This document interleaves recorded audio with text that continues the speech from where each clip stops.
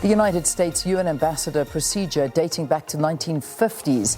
It allows the 15 members of the Security Council to set up an emergency session of the General Assembly.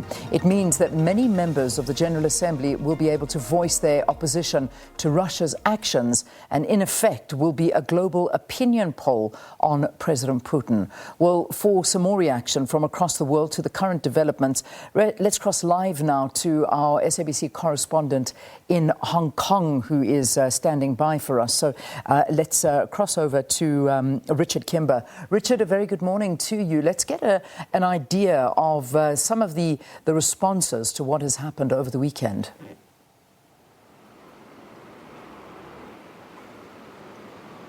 Well, certainly. I mean, China has abstained from taking part in that vote, which is seen by many of the Western countries putting pressure on Russia as a small moral victory for them, because with China's ties to Russia being so strong, especially in the last few weeks, with those two countries having signed an unlimited agreement to cooperate on a wide range of issues, there was some expectation that China might use this opportunity to vocalize more support for Russia over this whole situation. But talking to more analysts here over the weekend, both in the political and economic sectors, there's a high expectation that China is going to really try and remain as neutral as possible over this in the coming days and weeks and try to avoid having to take sides. And that's largely because although China may agree with Russia's idea of trying to put pressure on the idea of the US dominating the global political sphere and trying to necessarily push the idea of a US-based democracy across the whole of the world, it does not agree on necessarily being in a situation where it becomes economically isolated in the way that Russia is now becoming. And because of the large number of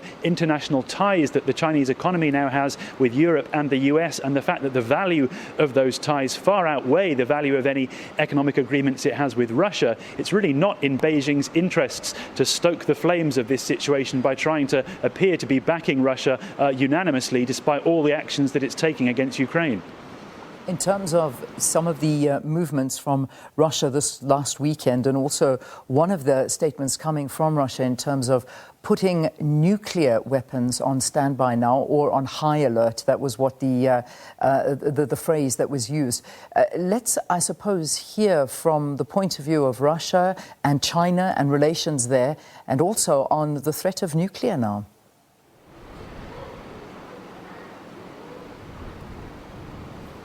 Well, certainly, I mean, China's line throughout this has been on de-escalating the situation. It has been calling for negotiations both before and after a high-level presidential conversation that state media in China reported President Xi Jinping to have had with Vladimir Putin, during which President Xi is said to have specifically asked Vladimir Putin to start real negotiations with Ukraine rather than continuing with military tactics. That underlines a message that's been coming from the foreign ministry in Beijing over the past few days, which is that it does not support any incursions into another country's territorial integrity. That's been a line it's been pushing the whole time. It's accused the US of inflaming tensions. It's now basically called Russia out for inflaming tensions as well. It tries to keep putting itself forward as a global peacemaker in this regard. But of course, China's also under pressure from the West over its own military incursions into the airspace of Taiwan. So this is an interesting situation for Taiwan and for China. We've seen both those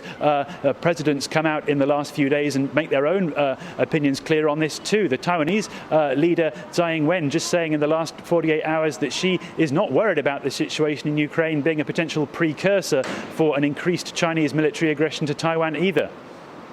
Interesting to see what happens today, particularly with regard to the talks that will be happening between Russia and Ukraine at the Belarus border, because that is, I think, a lot of eyes waiting to see what will come out of those talks, even though it hasn't stopped Russia from moving further in.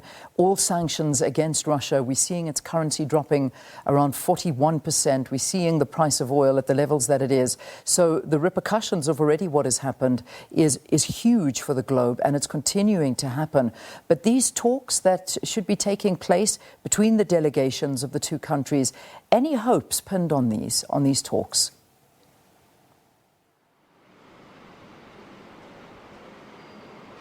Well, the foreign ministry in Beijing is certainly pushing the idea that this can be solved through negotiation, but it's not really putting any pressure on Russia in the way that, for example, Europe and the US has been doing. We're just starting to see in the financial markets here evidence that China is starting to pull back from some of its economic ties with Moscow, and that's a sign that perhaps what might happen if these talks do not come to anything between Ukraine and Russia. We're seeing, for example, a couple of China's biggest banks, SABC and Bank of China. There are reports in financial media that they've stopped offering credit lines for the purchase of Russian commodities. Now, this is an interesting development because we do know that China has a large amount of financial assets in Russia. Some of China's biggest banks hold billions of dollars of assets with their branches in Moscow. It also relies on Russia for a large amount of energy supply. But the idea that some of these Chinese banks, whether not from regulatory instruction from the Chinese government, are starting to pull back from some of these credit offerings that they've been helping the Russian economy with,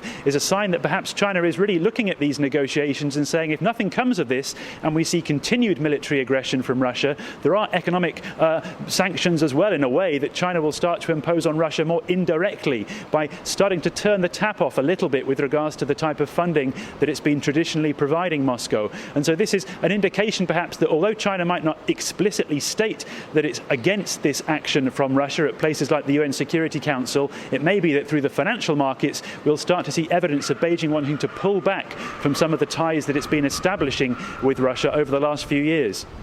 We'll leave it there for now. Thanks, Richard. Thanks for giving us an update there from Hong Kong, particularly focusing in on those relations with China and Russia and China's perspective on all of this. So Richard Kimber, our SABC News correspondent, also seeing lots of notices coming from countries around Europe telling their citizens to leave Moscow immediately. So that's one of the warnings that are coming through. I can see that France is the latest to urge citizens to leave Russia and also to leave Belarus. So that's something to definitely keep an eye on.